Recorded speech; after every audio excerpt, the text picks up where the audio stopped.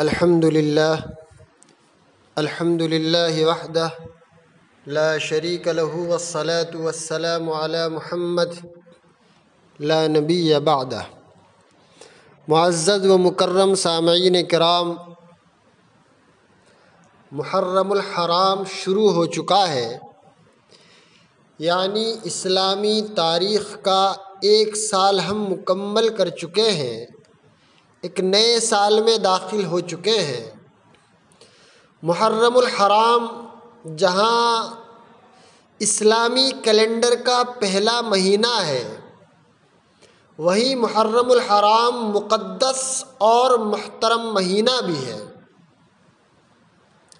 بزرگوں، ہم ہجری کیلنڈر کے حساب سے ایک سال مکمل کر چکے ہیں اور نئے سال میں داخل ہو گئے ہیں، جہاں ہم ایک دوسرے کو مبارکباد دیتے ہیں اور نئے سال کی آمد پر بہت سی خرافات جو ہم لوگ کرتے ہیں، یہ سب کے باوجود یہاں رک کر ہمیں یہ بھی سوچنا چاہیے کہ گزشتہ سال ہم نے کیا پایا اور کیا کھویا۔ ہمیں یہ سوچنا چاہیے کہ اللہ کی مرضی کے مطابق کتنی زندگی گزاری اور اللہ کی نافرمانی میں کتنا، یعنی اللہ کی مرضی میں ہمارا کتنا سال گیا اور اللہ کی نافرمانی میں ہم نے کتنا سال گزارا۔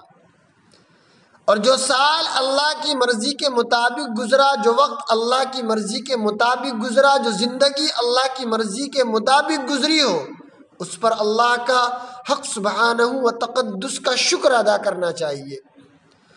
اور جو زندگی، جو وقت اللہ کی نافرمانی میں گزرا ہو، اس پر توبہ اور استغفار کرنا چاہیے۔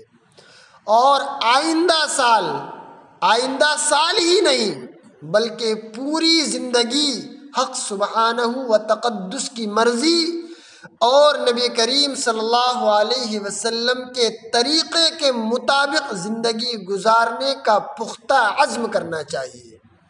یہی میرے محترم بزرگوں اور دوستو، یہی اسلامی نئے سال کے آغاز کا پیغام ہے۔